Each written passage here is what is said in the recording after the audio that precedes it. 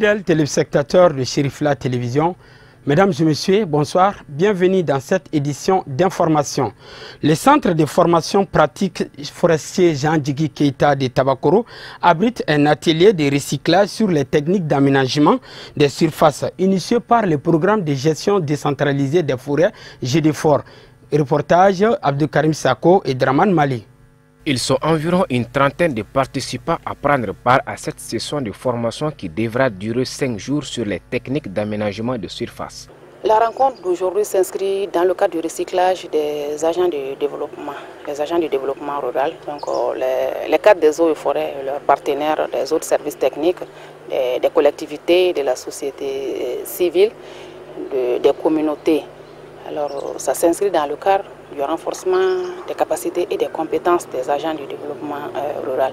Nous sommes à Tabakoro ce matin pour la session sur le thème aménagement de surface. Alors la session dure 5 jours. Il y a la phase théorique et la phase pratique. Donc on fait la théorie, ensuite on sort pour aller concrétiser ce que nous avons appris dans la salle. À l'issue de cette formation, il est attendu que les participants qui sont ici présents soient renforcés en compétences en termes d'aménagement des surfaces. Vous savez que ça pose trop de problèmes au niveau des forêts, au niveau de l'agriculture, au niveau de l'élevage. Et donc nous avons estimé que c'était une bonne chose de renforcer les compétences des agents de terrain pour qu'une fois sur le terrain, ils concrétisent ce qu'on a appris. Alors ça permet de récupérer les sols qui sont dégradés suite à l'érosion hydrique éolienne, tout. Donc ça va être un grand pas dans la récupération des sols dégradés. D'une durée de 2 ans, le projet a pour principal partenaire le Royaume de la Suède. Le coût global de la formation, c'est 1,031 100 000 francs. C'est un financement de la Suède pour 2 ans, 2017-2018. Et c'est pour 48 sessions de formation. Ça s'adresse à 1200 participants. Nous sommes à la 4e session. Ça veut dire que nous avons encore 44 sessions qui nous attendent d'ici la fin de 2018, Inch'Allah. Cette session de formation se poursuivra jusqu'au vendredi 21 juin, à l'issue de laquelle les participants seront mieux outillés afin de faire face aux défis qui les attendent. La Maison des aînés a servi de cadre le samedi dernier la tenue de la journée d'orientation de l'ensemble des élus communaux du parti pour la restauration des valeurs du Mali, PRVM Fasoko. Reportage Ousmane Sogoré et Draman Mali. Il s'agit pour les cadres du parti du dromadaire blanc, à travers cette journée d'échange, de donner et de recevoir, d'orienter l'ensemble de ces conseillers communaux du district de Bamako et des régions. Sur les 310 conseillers du parti, plus de 300 ont enregistré de leur présence. Cette journée est consacrée à la loi d'orientation des élus communaux du PRVM Fasoko sur tout l'étendue du territoire malien. Ils sont 310 pour les inviter ici, pour les donner les orientations du parti et les donner les informations brûlantes sur le pays. Le sentiment que j'ai aujourd'hui, c'est très énorme. Parce que nous sommes venus pour la formation, le rôle, fonction, droit et devoir des conseillers communaux. Par rapport à ça, je suis très content. Avec la présence de tous les conseillers, on est sur 310 conseillers, 300 sont déjà venus, je suis très content. J'ai vu mes collègues maires aussi, vraiment je suis content.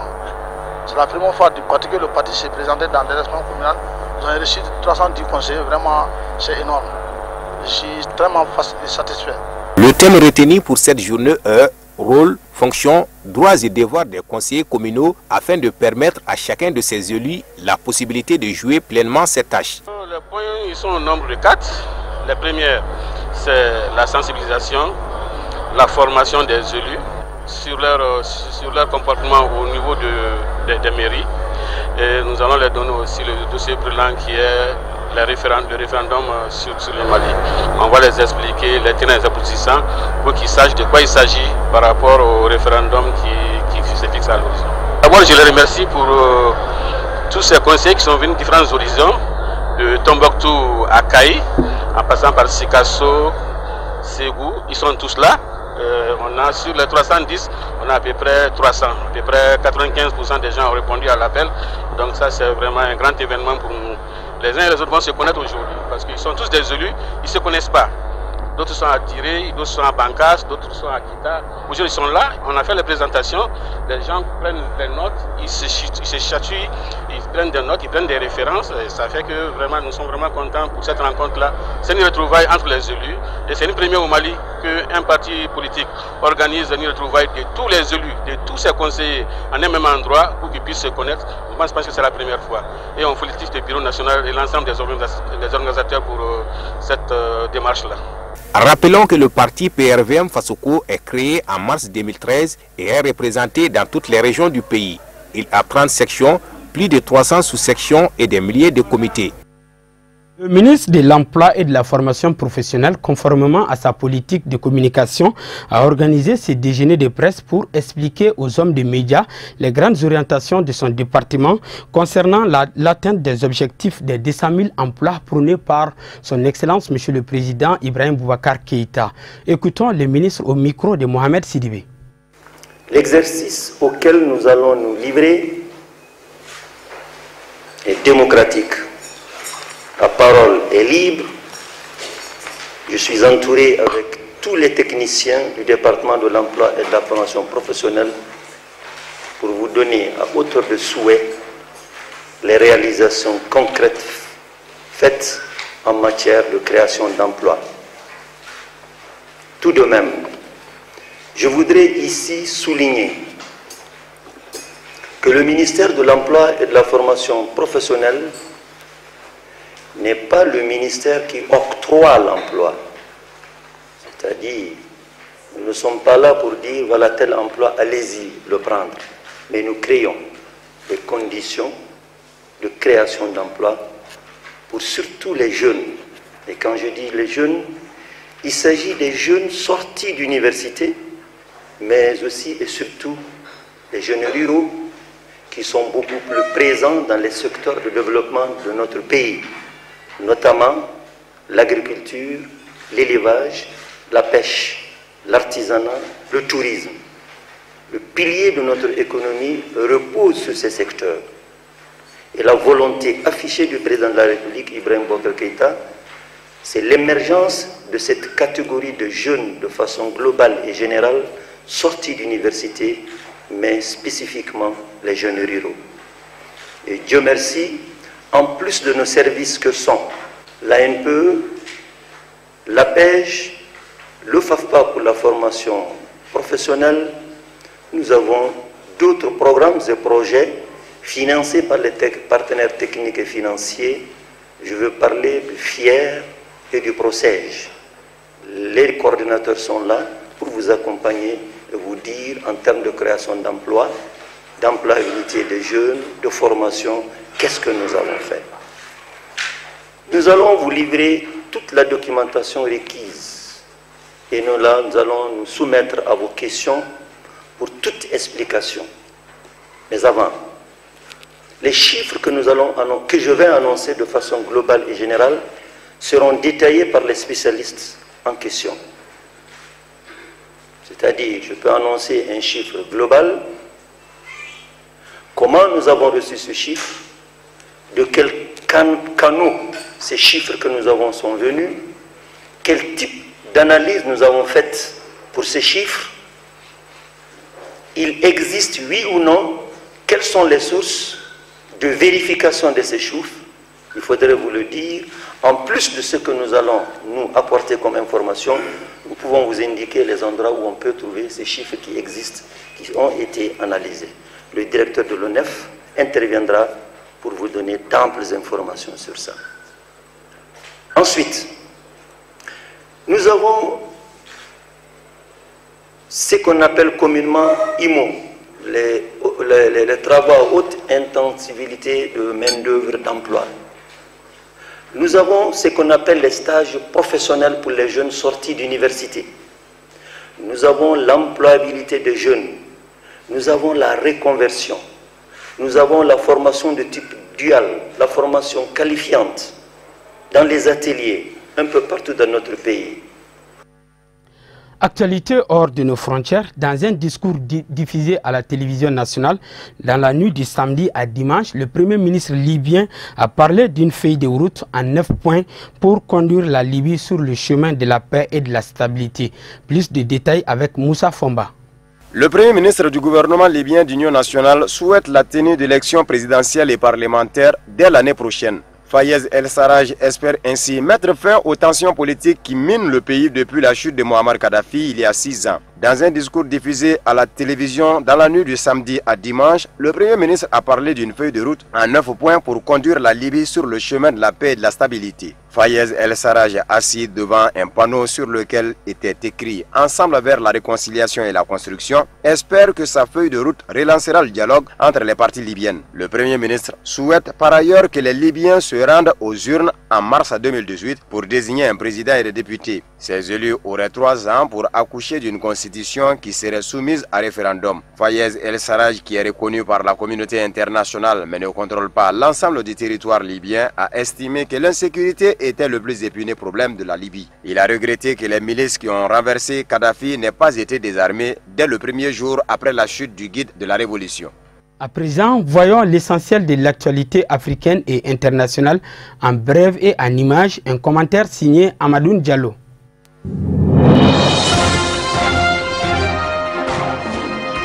Bienvenue dans l'actualité africaine de ce lundi. En Guinée, Cellou Dalein Diallo et ses pairs de l'opposition ont animé un meeting à Conakry pour dénoncer selon la malgouvernance et exiger des élections locales qui attendent depuis 2005. La société civile n'entend pas être en marge de la crise de confiance qui s'instaure dans la société guinéenne. Elle appelle à dénoncer les ambitions des proches du chef de l'État de vouloir modifier la constitution pour permettre à Alpha Condé de briguer un troisième mandat. Cellou Dalein Diallo, les responsables de l'UDG, de Mamadou Sylla et du groupe de Papa Koli Kourouma ont dénoncé les tares qui minent la société guinéenne qui ont pour nom népotisme, ethnocentrisme, corruption érigée en système de gouvernement. Les opposants et ses caciques ont dénoncé aussi tour à tour le refus selon eux d'Alpha Condé d'organiser les élections communales et locales qui attendent depuis 2005. Elles sont sans cesse programmées mais sans cesse reportées. Mais aussi le refus du régime d'indemniser les familles des victimes des manifestants politiques dont la liste s'allonge de nos jours à plus de 80 personnes depuis avril 2011.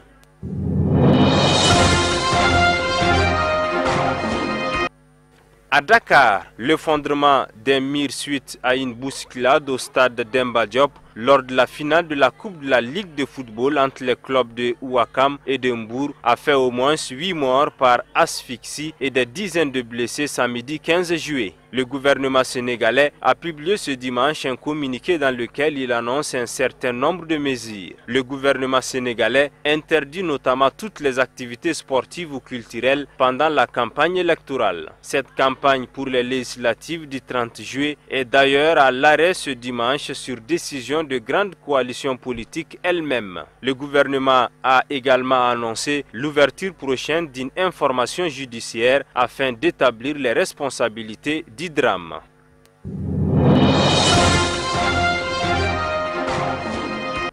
Au Zimbabwe, la radio-télévision nationale a annoncé le retour au pays du président Robert Mugabe après un nouveau séjour médical à Singapour ce week-end.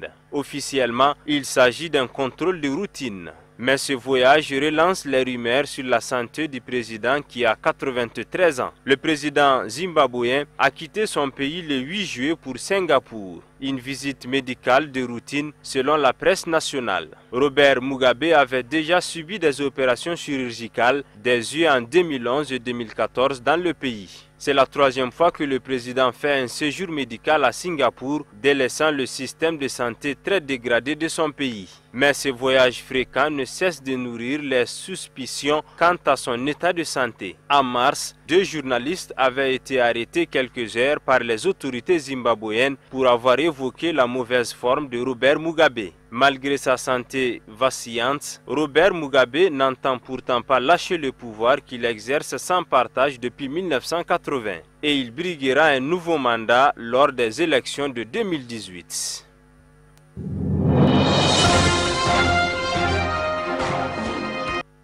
Et enfin, En RDC, 27 personnes sont mortes et 54 sont portées disparues dans le naufrage d'une embarcation sur la rivière Kasaï dans le sud-ouest de la République démocratique du Congo et la majorité des victimes sont des élèves qui partaient en vacances, a annoncé dimanche un responsable local. Les naufrages sont fréquents sur les cours d'eau de la RDC, le plus souvent en raison de la surcharge des embarcations. Les causes des accidents proviennent aussi du mauvais balisage des voies navigables, de l'absence de signalisation des bateaux et de l'inexpérience des pilotes. La plupart des embarcations ne respectent aucune condition de sécurité.